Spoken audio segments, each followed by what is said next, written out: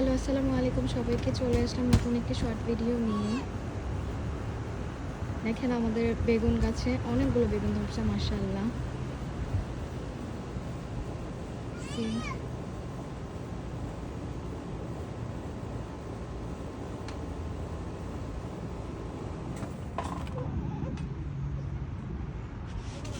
এই যে এখানে আমাদের আরেকটা বেগুন গাছ।